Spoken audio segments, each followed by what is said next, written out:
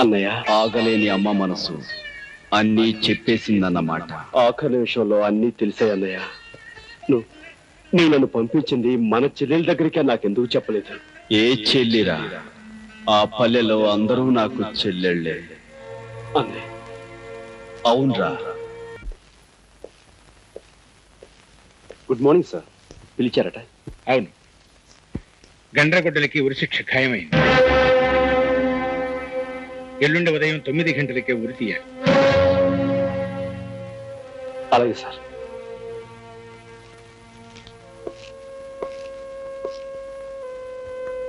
నాకు ఉరి ఖాయమైందనుకుంటాను.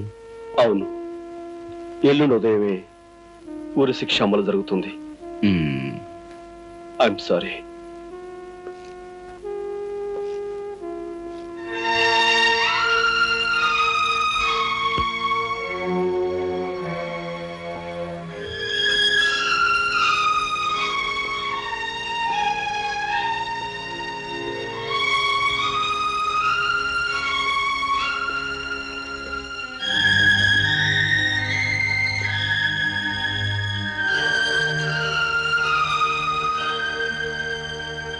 బాబు, ఏమిటి అలా ఉన్నావు? ఆయుధాన్ని అధికారం ఉరి తీయబోతోందమ్మా. బాబు, ఏమిటి నువ్వు అనేది? గండ్రగొడ్డల్ని ఎల్లుండి ఉరి తీయవలసిందిగా పైనుంచి ఆర్డర్స్ వచ్చాయి.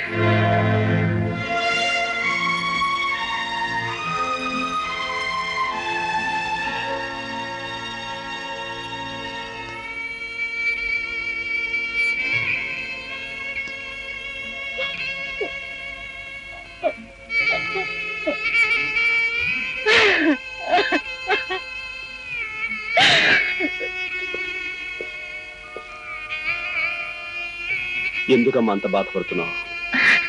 అదే లేదు బాబు. నాకు తెలియదు అనుకున్నావా? గండ్రగొడ్డలు నాకు అంతా చెప్పేశాడమ్మా.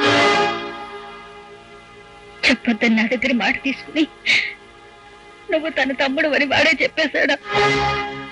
అమ్మా, అతను ఆ గండ్రగొడ్డలి నాకు అన్నయ్య. అంటే వాడు నీకేం చెప్పలేదా? లేదమ్మా, చెప్పలేదు. పోలీస్ ఆఫీసర్ గా బెదిరించో, భయపెట్టో, అబద్ధం చెప్పో, అవతల వాళ్ళ నోటి నుంచి రహస్యాలు చెప్పించి నిజాలు ఒప్పించి గర్వపడేవాడిని, ఆనందపడేవాడిని. కానీ ఇప్పుడు నీ నోటి నుంచి అతను నా అన్నని నిజాన్ని చెప్పించి తట్టుకోలేకపోతానమ్మా, తట్టుకోలేక. నా చేతుల మీదుగా రేపు ఉరికబడే మనిషి నా అన్నాన్ని తెలిసి నన్ను స్థితిలో ఉంచిన నా ఉద్యోగాన్ని, వృత్తిని మొదటిసారిగా ద్వేషిస్తున్నానమ్మా, ద్వేషిస్తున్నాను. మీ ఇద్దరికి ఉన్న బంధం తెలిస్తే తనని ఉరి తీయాల్సిన నువ్వు ఇలా చిత్రహింస అనుభవిస్తావనే నీకు ఈ సంగతి చెప్పొద్దన్నాడు రా వాడు. ఒకే తల్లికి పుట్టమేమిద్దరు ఒకే నాణానికి ఉన్న బొమ్మ బొరుసుల్లాగా చేరువుగా ఉన్న చెరుకు వైపు ఉండిపోయామన్నమాట. అమ్మా, అన్నయ్య మన నుంచి ఎందుకు దూరం అయిపోయాడు? ఎలా మరో దారిలోకి వెళ్ళిపోయాడు? అన్యాయానికి అధికారం, అక్రమానికి ఐశ్వర్యం ఉన్నప్పుడు న్యాయం, ధర్మం మీ అన్నయ్యలాగే అందరికీ దూరమై ఆయుధంగాను అగ్గిమట్టగాను మారుతాయిరా. అమ్మా, చెప్పమ్మా, నాకు నిజం చెప్పు. బాబు, నీకు నిజం తెలియాలంటే 20 సంవత్సరాల క్రితం అమాయకంగా తల వంచుకు బ్రతికే మీ నాన్నగారి గురించి నీకు తెలియాలి. ఉన్న 3 ఎకరాలతో, కన్న 3 బిడ్డలతో నేను మీ నాన్న చల్లగా సంతృప్తిగా గడిపేవాళ్ళం. కాలం కలిసి రాక ఒక 7 పంటలు పండకపోవటంతో పొలాన్ని మోతుబరి చిదానందానికి తాకట్టు పెట్టి కుటుంబం గడవడానికి అప్పు చేశారు మీ నాన్న. ఆ చేసిన శాపమైంది. వడ్డీ పేరుతో కొంతగా పొలాన్ని సొంతం చేసుకున్నాడు ఆ నీచుడు. అంతటితో ఆగక బాకీ కోసం మీ అన్నయ్యని, మీ నాన్నని తన బానిసలుగా చేసుకున్నాడు. జరిగిన న్యాయాన్ని చట్టానికి చెప్పుకుందామని వెళ్ళి నన్ను ఇన్స్పెక్టర్ జగన్నాథం సాక్ష్యం లేదు, ఆధారం లేదు, చీపొమ్మని తెరవేశాడు. బలి పశువుల్లా మన బ్రతుకులు సాగుతుండగా ఆ చిదానందం తమ్ముడు నీచంగా, దుర్మార్గంగా ఒకనాడు నన్ను పట్టుకున్నాడు. అడ్డుపడిన మీ నాన్నని అది కూడా మాకు వడ్డీ కింద లెక్కేరా అని తోసేశాడు. పక్కనే ఉన్న ఇనుప నాగల మీద పడి మీ నాన్న ప్రాణం వదిలారు. నా మీద జరిగే అత్యాచారాన్ని తట్టుకోలేని మీ అన్న రాము గుణపంతో వాడిని పొడిచి చంపాడు. తనకు సచ్చిదానందం మనుషుల నుంచి తప్పించుకోవటానికి చంటిదాన్ని తీసుకుని వాడు, నిన్ను తీసుకుని నేను వేరే వేరే దారుల్లో పారిపోయాం. అమ్మా, అన్నయ్య తనతో తీసుకుపోయిన చెల్లాయి ఉంది బాబు. వాడి ఆఖరి కోరిక నువ్వు పల్లెకి వెళ్ళి ఏ కన్న తల్లికి కడుపు శోకం పోగొట్టి బిడ్డని కాపాడావో ఆ తల్లే నీ చెల్లెలరా. అంటే అంటే లక్ష్మి నా చెల్లాయ?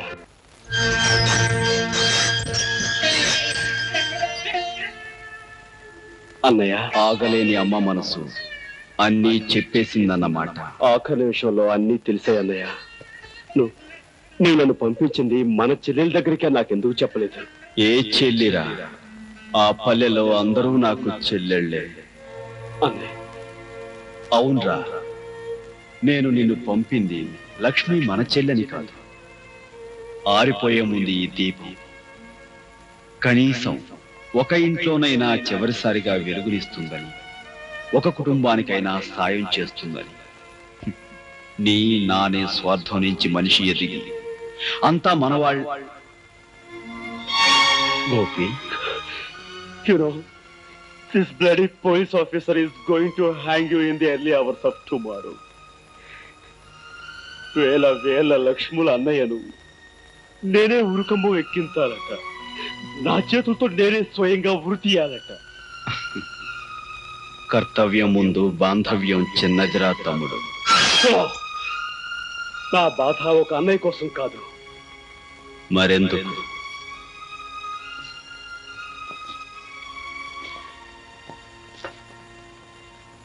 ఎంత చిన్న ప్రశ్న, కానీ సమాధానం మాత్రం మన సమయం అంత పెద్దది, మన రాజ్యాంగం అంత క్లిష్టమైనది. Now I'm proud of you Gopi. నిన్ను చూసి నిజంగా నేను గర్వపడుతున్నాను రా. Go head.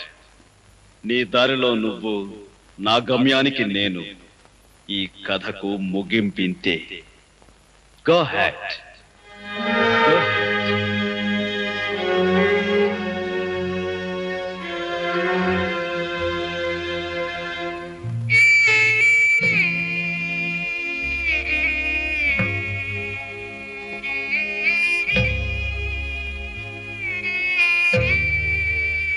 పేగు తెంచుకు పుట్టినవాడు అన్నీ తెంచుకు వెళ్ళిపోతున్నందుకే తల్లి బాధపడటం లేదు. కానీ ఒకప్పుడు నా ఇంటికి కంటికి దీపమైన వాడు ఇప్పుడు 1000 బ్రతుకుల్లో దీపాలు వెలిగించి వెళ్ళిపోతున్నందుకు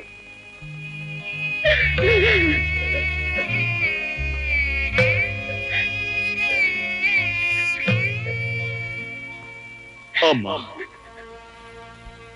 ఒరే కన్నా, ఎన్నేళ్ల తర్వాత కనిపించిన ఈ బిడ్డకి ఈ కన్న తల్లి ఏమి చేయగలదు, ఏమి ఇవ్వగలదురా? 10 మందికి సాయపడటానికి ఈ జన్మనిచ్చావమ్మా. ఇంతకంటే ఏమివ్వాలి? అమ్మా, ఒకే ఒక్క కోరిక అడగాలనుంది. అడగమంటావా? అడగరా నాన్న, ఏం కావాలి? అడగయ్యా, అడగరా.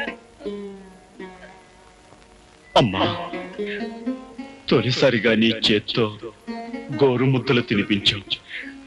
అలాగే ఆఖరిసారిగా నీ చేత్తో అన్నం ముద్ద తినాలని ఉందమ్మా. రాము బాబు.